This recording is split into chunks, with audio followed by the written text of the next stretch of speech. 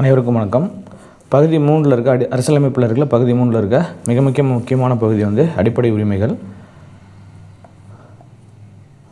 அதில் ஒரு சில வினாக்கள் முக்கியமான தகவல்கள் பார்ப்போம். 1. அடிப்படை உரிமைகள் பற்றிய பகுதி எது? அடிப்படை உரிமைகள் பற்றிய பகுதி இது. பகுதி 3. அடிப்படை உரிமைகளின் சரத்துகள் எது? அடிப்படை உரிமைகள் பற்றிய சரத்து எது அப்படின்னா சரத்து 12லிருந்து 35 வரைக்கும். 12லிருந்து 35 வரைக்கும். அதே மாதிரி சரத்து 12 கூடுவது ஆர்டிக்கல் 12 இது என்ன அப்படின்னா அரசு என்பதற்கான விளக்கம். அரசு என்பதற்கான விளக்கம். ஆர்டிக்கல் 13 அடிப்படை உரிமைகளை மீறும் சட்டங்களை தடுத்தல். அடிப்படை உரிமைகளை மீறும் சட்டங்களை தடுத்தல் சரத்து 13. சமத்துவ உரிமை சரத்துகள் சரத்து 14 முதல் 18 வரை. அடுத்தது சரத்து 14 கூறுவது சட்டத்தின் முன் அனைவரும் சமம். சட்டத்தின் முன் அனைவரும் சமம். இது அடிக்கடி கேட்கக்கூடிய ஒரு கேள்வி. சட்டத்தின் முன் அனைவரும் சமம்.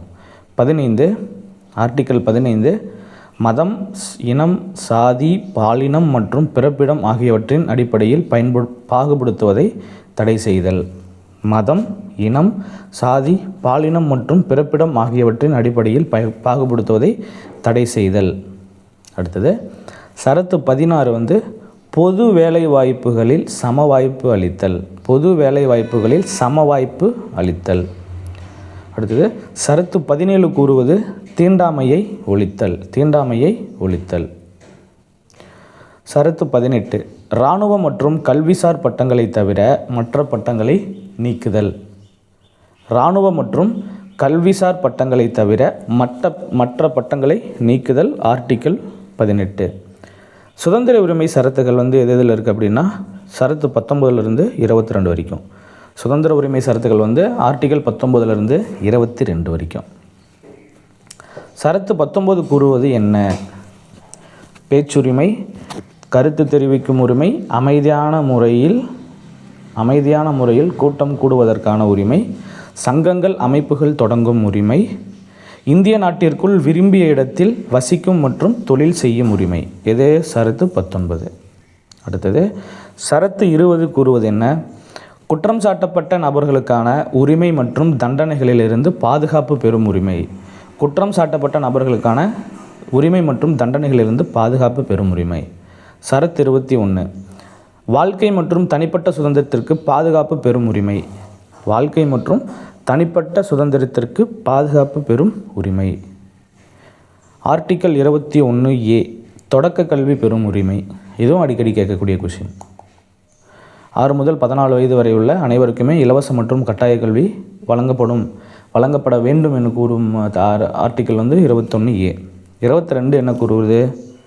சில வழக்குகளில் கைது செய்து தடுப்பு காவலில் வைப்பதற்கு எதிரான பாதுகாப்பு உரிமை.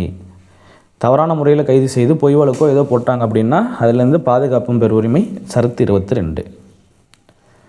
சுரண்டலுக்கு எதிரான உரிமை சரத்துகள் சரத்து 23 மற்றும் 24. சரத்து 23 என்ன கூறுகிறது? கட்டாய வேலை, கொத்தடிமை முறை, மனிதத்தன்மையற்ற வியாபாரத்தை தடுத்தல். மனிதத்தன்மையற்ற வியாபாரத்தை தடுத்தல். 24 தொழிற்சாலைகள் மற்றும் ஆபத்தான இடங்களில் குழந்தை தொழிலாளர் முறையை தடுத்தல். தொழிற்சாலைகள் மற்றும் ஆபத்தான இடங்களில் குழந்தை தொழிலாளர் முறையை தடுத்தல். அடுத்தது சமய சுதந்திர உரிமை சரத்துகள் பாருங்கள். சமய சுதந்திர உரிமை சரத்துகள் சரத்து 25 முதல் 28 வரை. 25 முதல் 28 வரை. சரத்து 25 கூறுவது எந்த ஒரு சமயத்தினை ஏற்கவும் பின்பற்றவும் பரப்பவும் உரிமை உண்டு.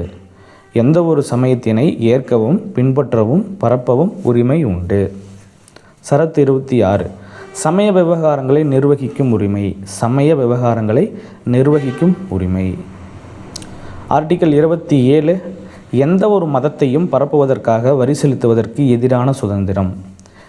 எந்த ஒரு மதத்தையும் பரப்புவதற்காக வரி செலுத்துவதற்கு எதிரான சுதந்திரம். 28 மதம் சார்ந்த கல்வி நிறுவனங்களில் நடைபெறும் வழிபாடு மற்றும் அறிவுரை நிகழ்வுகளை கலந்து கொள்ளாமல் இருக்கும் உரிமை. ஆர்டிகல் 28 என்னது? மதம் சார்ந்த கல்வி நிறுவனங்களில் நடைபெறும் வழிபாடு மற்றும் அறிவுரை நிகழ்வுகளில் கலந்து கொள்ளாமல் இருக்கும் உரிமை. கல்வி மற்றும் கலாச்சார உரிமை சரத்துகள் சரத்து 29 மற்றும் 30. சரத்து 29 சிறுபான்மையினர் எழுத்து மொழி மற்றும் கலாச்சார பாதுகாப்பு. சிறுபான்மையினர் எழுத்து மொழி மற்றும் கலாச்சார பாதுகாப்பு. சரத்து 30 சிறுபான்மையினர் கல்வி நிறுவனங்களை நிறுவுதல் மற்றும் நிர்வகிக்கும் உரிமை. சிறுபான்மையினர் கல்வி நிறுவனங்களை நிறுவுதல் மற்றும் நிர்வகிக்கும் உரிமை. அடுத்தது சரத்து 31. இது நீக்கப்பட்டது. இதனால் சொத்துரிமையாக இருக்கும். சொத்துரிமை முதல்ல ஃபண்டமெண்டல் ரைட்ஸ் அதாவது அடிப்படை உரிமைகள் 7 இருக்கும்.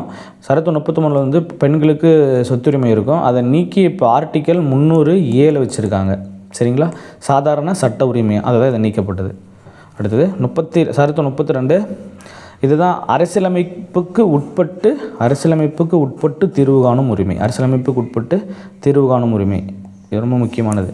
தனிப்பட்டவரின் அடிப்படை உரிமைகள் பாதிக்கப்படும் பொழுது நீதிமன்றத்தினை அணுகி உரிமையை பெறுதல். தனிப்பட்டவரின் அடிப்படை உரிமைகள் பாதிக்கப்படும் பொழுது நீதிமன்றத்தினை அணுகி உரிமையை பெறுதல் இது ரொம்ப முக்கியமானது. அரசியலமைப்புக்கு உட்பட்டு தீர்வு காணும் உரிமை. 33 பாருங்கள். ஆயுதப்படையினர் துணை இராணுவ படையினருக்கு அடிப்படை உரிமைகளை நிறுத்தி வைக்க பாராளுமன்றத்துக்கு உள்ள அதிகாரம். சரத்து 33 ஆயுதப்படையினர் துணை இராணுவ படையினருக்கு அடிப்படை உரிமைகளை நிறுத்தி வைக்க பாராளுமன்றத்திற்கு உள்ள அதிகாரம். சரத்து 34 இராணுவ சட்டமானது இந்தியாவின் ஏதேனும் ஒரு ஆட்சி பகுதியில் நடைமுறையில் இருக்கும் பொழுது அடிப்படை உரிமைகளை நிறுத்தி வைத்தல்.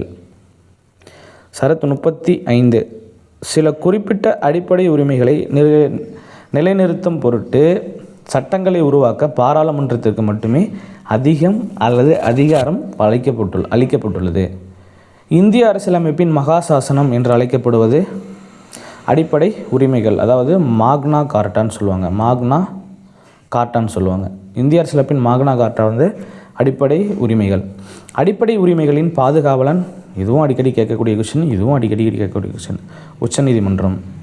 அடிப்படை உரிமைகள் எந்த நாட்டு அரசியலமைப்பின் பிரதிபலிப்பு, அதாவது எந்த நாட்டு அரசியலமைப்பில் அடிப்படை உரிமைகள் இருந்தது அதை நம்ம எடுத்து வச்சுருக்கோம் அப்படின்னா அமெரிக்க அரசியலமைப்பு.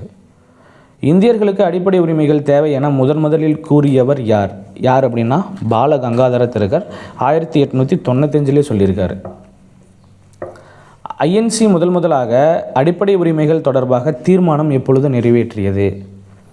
ஐஎன்சி முதலாக அடிப்படை உரிமைகள் தொடர்பாக எப்பொழுது தீர்மானம் நிறைவேற்றியது அப்படின்னா இதுவும் அடிக்கடி கேட்கக்கூடிய விஷயம். 1931 கராச்சி இந்திய தேசிய காங்கிரஸ் மாநாட்டில் யார் தலைமைனா சர்தார் வல்லபாய் பட்டேல். முதல்ல எங்கே தீர்மானம் நிறைவேற்றிருப்பாங்கன்னா 1931 கராச்சி மாநாடு, கராச்சி இந்திய தேசிய காங்கிரஸ் மாநாடு. அதுக்கு தலைமை யார் அப்படின்னா சர்தார் வல்லபாய் பட்டேல். அப்புறம் அடிப்படை உரிமைகள் அரசியலமைப்பின் தூண்கள் என கூறியவர். அடிப்படை உரிமைகள் அரசியலமைப்பின் தூண்கள் போன்றவை என கூறியவர் டாக்டர் பிஆர் அம்பேத்கர். சட்டத்தின் ஆட்சி எனும் கோட்பாட்டினை வழங்கியவர். சட்டத்தின் ஆட்சி என்ற கோட்பாட்டினை வழங்கியவர் ஏவி டைசி. சட்டத்தின் முன் அனைவரும் சமம் என்ற கோட்பாடு எந்த நாட்டின் அடிப்படை? சட்டத்தின் முன் அனைவரும் சமம், அதாவது ஆர்டிக்கல் 14 இருக்கு இல்லைங்களா, அது சட்டத்தின் முன் அனைவரும் சமம் என்ற கோட்பாடு எந்த நாட்டின் அடிப்படை அப்படின்னா இங்கிலாந்து அரசினுடைய அடிப்படை கோட்பாடு. சரத்து 21A எப்பொழுது சேர்க்கப்பட்டது? இதுவும் அடிக்கடி கேட்கக்கூடிய விஷயம். சரத்து 21A எப்போ சேர்க்கப்பட்டாங்க அப்படின்னா 2002 86வது சட்ட திருத்தம். 2002 86வது சட்ட திருத்தம். அதேமாதிரி சரத்து 21A கூறுவது என்ன? இதுவும் ரொம்ப முக்கியமானது. 6 முதல் 14 வயது வரை உள்ள குழந்தைகளுக்கு இலவசமான கட்டாய கல்வி கண்டிப்பாக வழங்க வேண்டும். சரத்து 31 மற்றும் 19(1)F ஆகியவை நீக்கப்பட்ட சட்ட திருத்தம் 1978ஆம் ஆண்டு 44வது சட்ட திருத்தம். அதுதான் என்ன அப்படின்னா ஆர்டிக்கல் 300 சொன்னோம்ல அது. உச்சநீதிமன்றம் நீதி பேராணை வழங்கும் அப்படிங்கிற கூறும் சரத்து என்ன அப்படின்னா சரத்து 32. அதே மாதிரி உயர் நீதிமன்றத்திற்கான நீதி பேராணை சரத்து என்னென்னா சரத்து 226. அப்போது நீதி பேராணைகள் எத்தனை அப்படின்னா 5. என்னென்ன? ஆட்கொணர்வு நீதி பேராணை, செயலுறுத்தும் நீதி பேராணை, தடையுறுத்தும் நீதி பேராணை, ஆவணக்கேற்பு நீதி பேராணை, தகுதி முறை வினவும் நீதி பேராணை. இந்திய அரசியலமைப்பின் இதயம் மற்றும் ஆன்மா இது அப்படின்னா சரத்து 32. அதாவது அரசியலமைப்புக்கு உட்பட்டு தீர்வு காணும் உரிமை தான் இந்திய அரசியலமைப்பின் இதயம் மற்றும் ஆன்மா. அதாவது தனிப்பட்ட நபர்களின் உரிமைகள் பாதிக்கப்படும் பொழுது நீதிமன்றத்தை நாடி உரிமைகளை பாதுகாத்தல் அல்லது திரும்ப பெறுதல் தான் சரத்து 32. அது சொன்னவர் யார் அப்படின்னா டாக்டர் B.R. அம்பேத்கர். அடிப்படை உரிமைகளுடன் தொடர்புடைய வழக்குகள் பாருங்கள் எது அப்படின்னா ஏகே கோபாலன்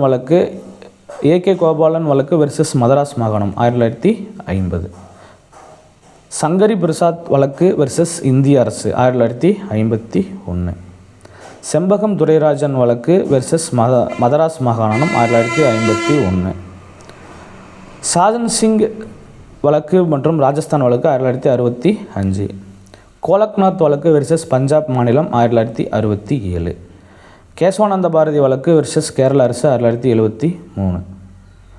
மேகனா காந்தி வழக்கு வெர்சஸ் இந்திய அரசு 1978. மினர்வா மில் வழக்கு மற்றும் வெர்சஸ் இந்திய அரசு 1980. இந்திரா சாகானி வழக்கு வெர்சஸ் இந்திய அரசு 1992. பாலாஜி ராகவன் வழக்கு வெர்சஸ் இந்திய அரசு 1995. J.R. கோயல்கோ வழக்கு வெர்சஸ் தமிழ்நாடு 2007.